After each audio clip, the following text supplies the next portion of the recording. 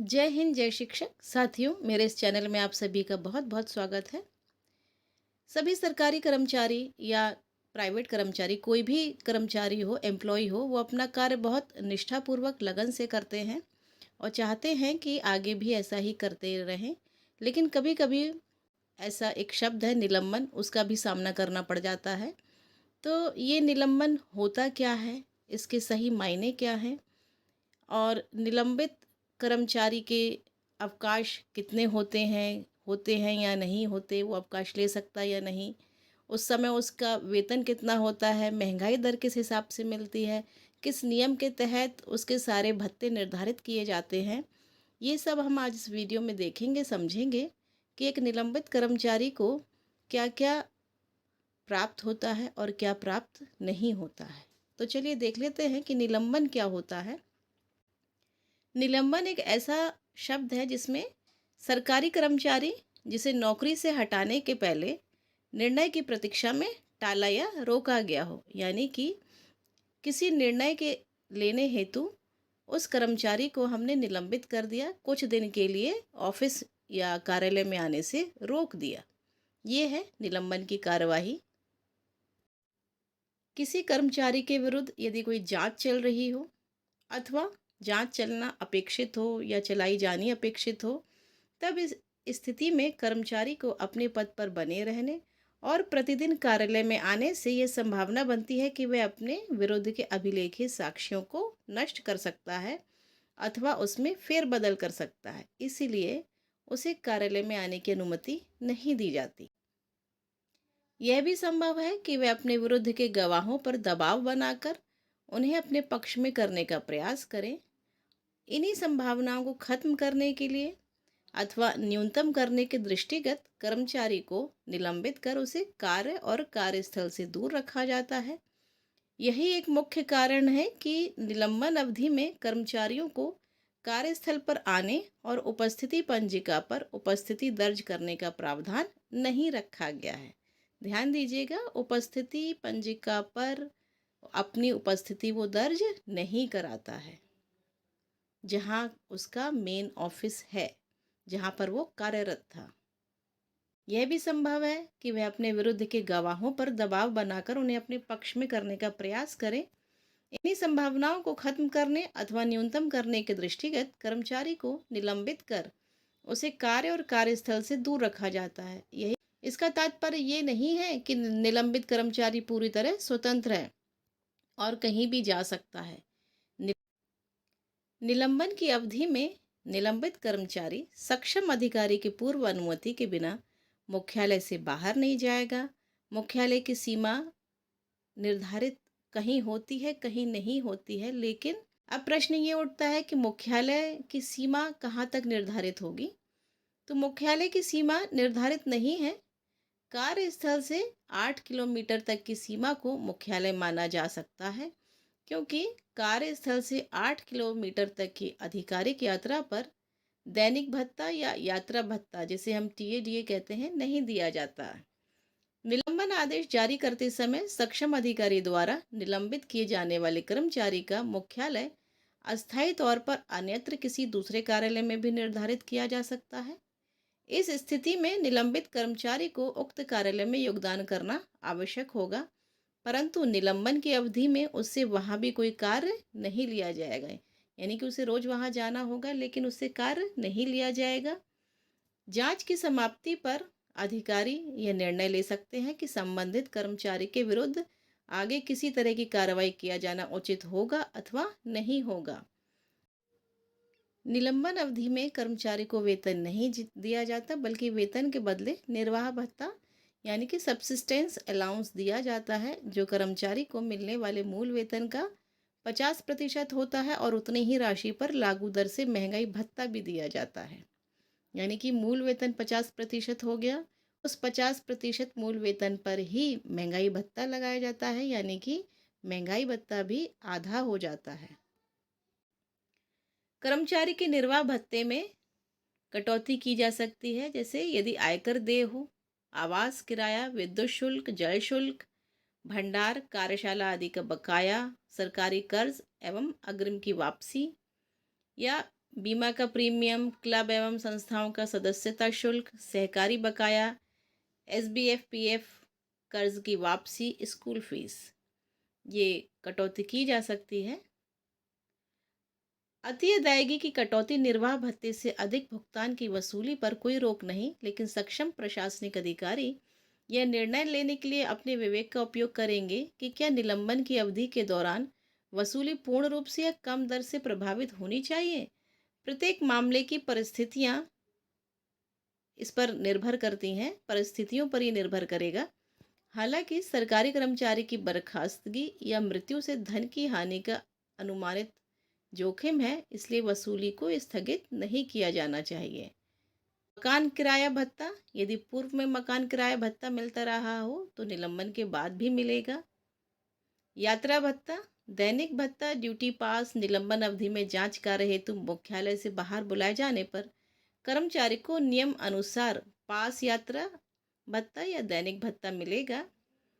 निलंबन अवधि में किसी तरह का अवकाश स्वीकृत ना होगा। ये इस बात पर ज़रूर ध्यान दीजिएगा कि अवकाश किसी प्रकार का स्वीकृत नहीं होता है। निलंबन में पदावनति, उच्च पद पर बतौर स्थापन्न कर्मचारी को यदि निलंबित किया जाता है तो निलंबन अवधि में उसे निम्न पद पर, मतलब जिस पद पर है उससे नीचे पद पर भी पदावनत किया जा सकता है और इसे दंड नहीं माना जाएगा। कर्मचारी अपने किसी मामले में किसी न्यायालय में जाने की स्थिति में उसको कोई भत्ता नहीं मिलेगा, परंतु रेल प्रशासन के लिए अलग है कि रेल प्रशासन के किसी मामले में किसी न्यायालय में बतौर गवाह जाने पर यात्रा भत्ता और दैनिक भत्ता मिलेगा। वेतन वृद्धि का लाभ नहीं मिलेगा, इस बात पर ज़रूर ध्यान दीजिए। अग्रिम राशि, निलंबित कर्मचारी निलंबन अवधि में अपनी भविष्य निधि खाते से अग्रिम राशि या कर्ज ले सकते हैं। चिकित्सा सुविधा उनको पहले के समान मिलती रहेगी। प्रोन्नति, निलंबन अवधि में अथवा अनुशासिक जांच प्रक्रिया के मध्य कर्मचारी को प्रोन्नति का लाभ नहीं मिलता, लेकिन उसको चयन प्रक्रिया में शामिल किया जाएगा, उसको उस प्रक्रिया से वंचित नहीं किया जा सकता और चयन के परिणाम को सीलबंद लिफाफे में सुरक्षित रख दिया जाएगा। निलंबन अवधि समाप्त होने पर या अनुशासनिक जांच की समाप्ति पर उस परिणाम को देखा जाएगा। कर्मचारी जो निलंबन के अधीन हो या जिनके खिलाफ अनुशासनात्मक कार्रवाई लंबित हो, ऐसे कर्मचारी को भारत के किसी प्राधिकरण के अधीन प्रतिनियुक्ति अथवा विदेशी सेवा के लिए भेजे जाने की अनुमति नहीं होती है।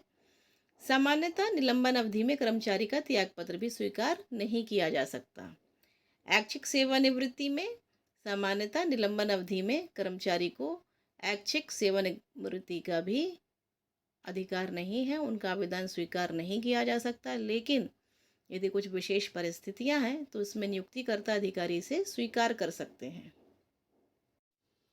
निलंबन अवधि में वेतन कितना मिलता है, तो कर्मचारी के निलंबन पर उसको उसके मूल वेतन का 50% वेतन 3 माह तक दिया जाता है।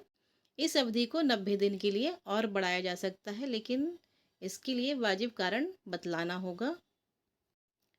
निलंबन के दौरान कर्मचारी को उसके वेतन का आधा हिस्सा मिलता है, इसके अलावा उसे महंगाई भत्ता मिलता है।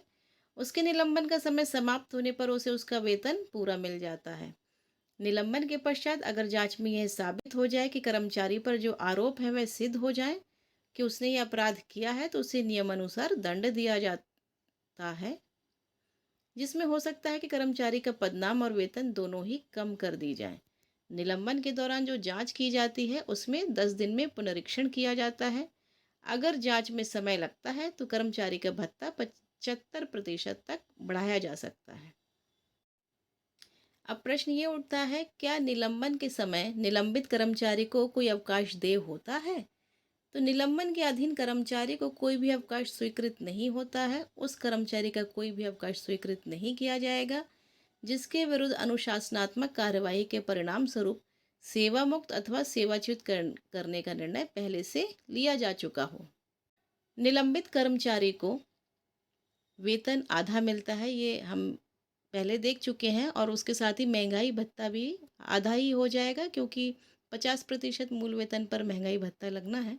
तो ये महंगाई भत्ता होता क्या है ये भी देख लेते हैं। महंगाई भत्ता सरकारी कर्मचारियों और पेंशन भोगियों को सरकार द्वारा भुगतान की जाने वाली लागत का समायोजन है। बढ़ती कीमतों को बनाए रखने के लिए सरकारी कर्मचारियों के प्रभावी वेतन में नियमित आधार पर सुधार किया जाता है।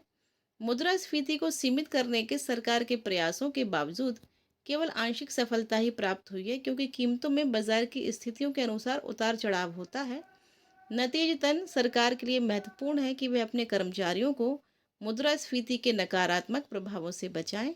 मुद्रास्फीति का प्रभाव कर्मचारी के स्थान के अनुसार बदलता रहता है।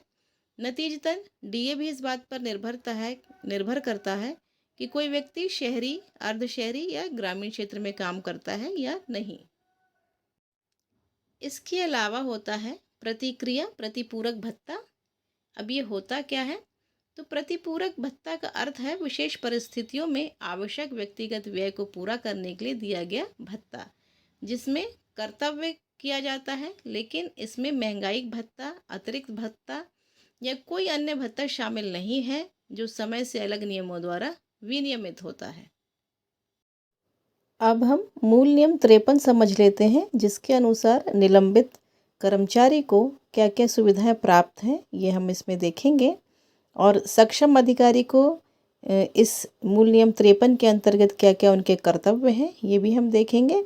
इसमें नियुक्त प्राधिकारी के आदेश के अधीन जिसे निलंबित समझा गया है, निलंबित सरकारी सेवक निम्नलिखित समुदायों का हकदार होगा। पहला, उस छुट्टी वेतन के बराबर रकम का निर्वाह भत्ता जो वह सरकारी सेवक तब लेता था जबकि वह अर्ध और औसत वेतन पर या अर्ध वेतन पर छुट्टी पर होता था, और उसके अतिरिक्त ऐसी छुट्टी वेतन के आधार पर महंगाई भत्ता यदि वह अनुज्ञेय हो, परंतु जहां निलंबन की अवधि 3 माह से अधिक हो, वहां वह प्राधिकारी जिसने निलंबन का आदेश दिया था या जिसके बारे में यह समझा जाता है कि निलंबन का आदेश उसने निलंबन का आदेश दिया है, प्रथम 3 माह की अवधि के बाद भी किसी भी अवधि के लिए निर्वाह भत्ते की रकम में परिवर्तन निम्नलिखित रूप से करने के लिए सक्षम होगा। पहला, निर्वाह भत्ते की रकम में प्रथम 3 माह की अवधि के दौरान अनुज्ञेय निर्वाह भत्ते के 50% से अनधिक यथोचित रकम बढ़ाई जा सकेगी। यदि उक्त प्राधिकारी की राय में निलंबन की अवधि में वृद्धि ऐसे कारणों से हुई हो जो सरकारी सेवा की अपेक्षा के फलस्वरूप हुए न माने जा सके हों, ऐसे कारण लेख बंद किए जाएंगे। दूसरा, निर्वाह भत्ते की रकम में से प्रथम 3 माह की अवधि के दौरान अनुज्ञेय निर्वाह भत्ते के 50% से अधिक यथोचित रकम घटाई जा सकेगी। यदि उक्त प्राधिकारी की राय में निलंबन की अवधि में वृद्धि ऐसे कारणों से हुई हो जो सरकारी सेवक की अपेक्षा के फलस्वरूप हुए माने जा सकते हैं, ऐसे कारण लेखबद्ध किए जाएंगे। निर्वाह भत्ते की समीक्षा भी की जाती है। निलंबित अधिकारी अपने अर्ध वेतन अथवा अर्ध औसत वेतन पर अपने छुट्टी के वेतन की दर से निर्वाह भत्ता तब तक प्राप्त करता रहेगा जब तक कि सक्षम अधिकारी मूल नियम 53(1) का के अधीन कोई आदेश पारित न कर दे। इस तथ्य को ध्यान में रखते हुए सक्षम प्राधिकारी द्वारा निलंबन की 3 माह की अवधि के भीतर आदेश पारित न करने के कारण संबंधित अधिकारी को भारी कठिनाई हो सकती है अथवा सरकार को अनावश्यक खर्च करना पड़ सकता है। मंत्रालयों से इसलिए अनुरोध किया जाता है कि वे अपने नियंत्रणाधीन ऐसे पदाधिकारियों को जिन्हें अपने अधीन सरकारी कर्मचारियों को निलंबित करने की शक्तियां प्राप्त हैं, यह सुनिश्चित करने के उद्देश्य से आदेश जारी करें कि ऐसे सभी मामलों में यदि समय पर कार्रवाई प्रारंभ की जाए ताकि अपेक्षित आदेश उसी समय लागू किया जा सके जब निलंबित अधिकारी ने निलंबन के 3 महीने पूरे कर लिए हों। मूल नियम 53 के अधीन ये आवश्यक है कि निलंबन की प्रथम 3 महीने की अवधि के समाप्त होने से काफ़ी समय पूर्व सक्षम प्राधिकारी को ऐसे प्रत्येक मामले की पुनरीक्षा करनी चाहिए जिसमें निलंबन की अवधि 3 महीने से अधिक बढ़ाने की संभावना हो, और यदि वह इस निष्कर्ष पर पहुंचता है कि मामले को सभी परिस्थितियों को ध्यान में रखते हुए दर में परिवर्तन नहीं किया जाना है, तो उक्त आशय के विशेष आदेश पारित किए जाएं और वह परिस्थितियां रिकॉर्ड में दर्ज की जाएं जिनके आधार पर निर्णय किया गया था। यद्यपि 54(1) के परंतुक में दूसरी बार अथवा उसके बाद समीक्षा के लिए विशेष रूप से व्यवस्था नहीं है, फिर भी सक्षम प्राधिकारी द्वारा ऐसी समीक्षा करने में कोई आपत्ति नहीं है। ऐसा प्राधिकारी प्रत्येक मामले की परिस्थितियों के अनुसार प्रारंभ में मंजूर किए गए निर्वाह भत्ते की राशि पर 50% तक बढ़ाने या घटाने के आदेश पारित करने में सक्षम होगा। दूसरी बार अथवा उसके बाद समीक्षा सक्षम प्राधिकारी के विवेक पर किसी भी समय की जा सकती है।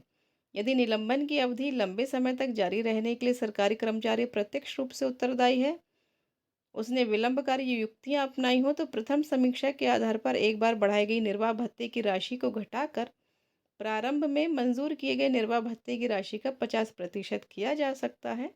इसी प्रकार यह निलंबन की अवधि लंबे समय तक जारी रहने के लिए सरकारी कर्मचारी प्रत्यक्ष रूप से उत्तरदायी नहीं है और उस सरकारी कर्मचारी ने विलंबकारी युक्तियां नहीं अपनाई तो जिन मामलों में निर्वाह भत्ते की राशि प्रथम समीक्षा के बाद घटा दी गई है उनमें निर्वाह भत्ते की राशि को प्रारंभ में मंजूर की गई राशि के 50% तक बढ़ाया जा सकता है।